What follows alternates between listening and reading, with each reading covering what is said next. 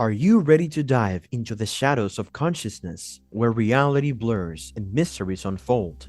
We are going to explore the serpentine path within a distressed mind, a journey pushing the boundaries of comprehension, a mother's anguish, a daughter's mysterious illness, and a detective's unwavering determination intertwine in a gripping narrative, hinting at a terrifying act of treachery.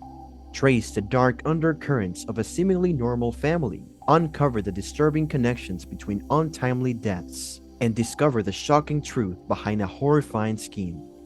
This is more than a case study, it's an immersion into the chilling depth of human deceit. Are you prepared for the plunge? As he began his interview with Diane Stouty, Detective Williams leaned forward, a mixture of compassion and determination in his gaze. Is it stout? Stouty. Stouty? Okay. Her cheeks were flushed from sobbing, and her forehead bore the deep creases of concern. Time was of the essence as her daughter Sarah was hospitalized for unknown reasons.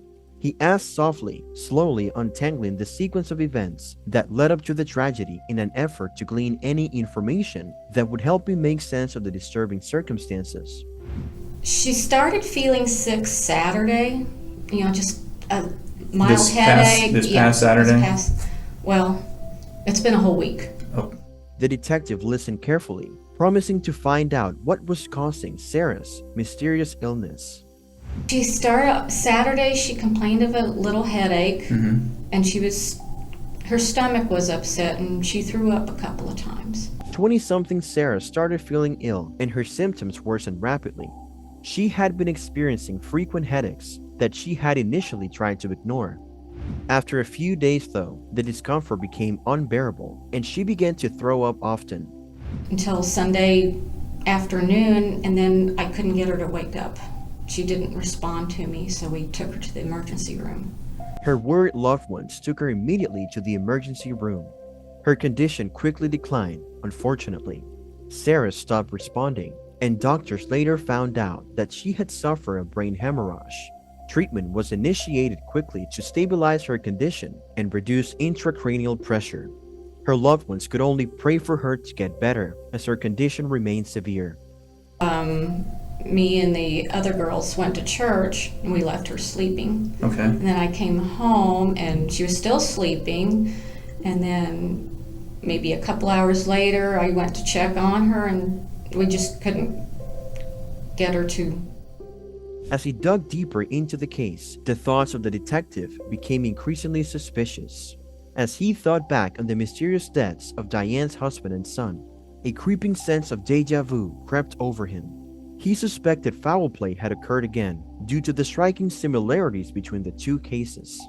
The veteran detective had a sinking feeling that something ominous linked the dots, but he couldn't put his finger on it.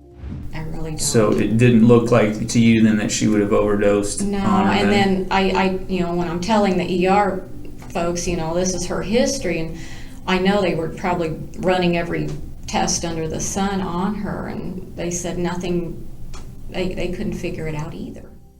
She tried to avoid drawing attention to herself during a tough grilling by playing down her extensive medical knowledge.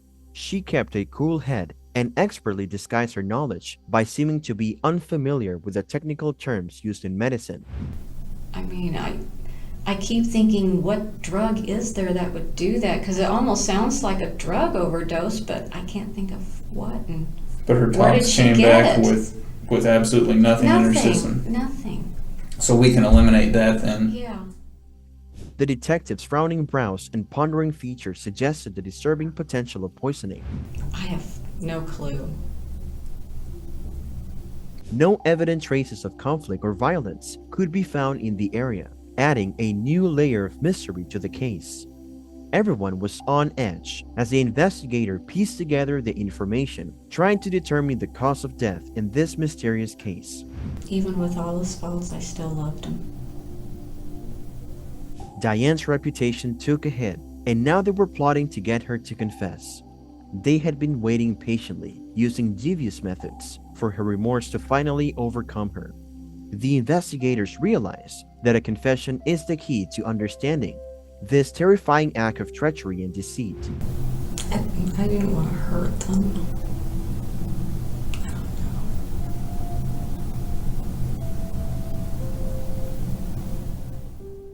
and so they proceed cautiously, despite the overwhelming weight of the evidence.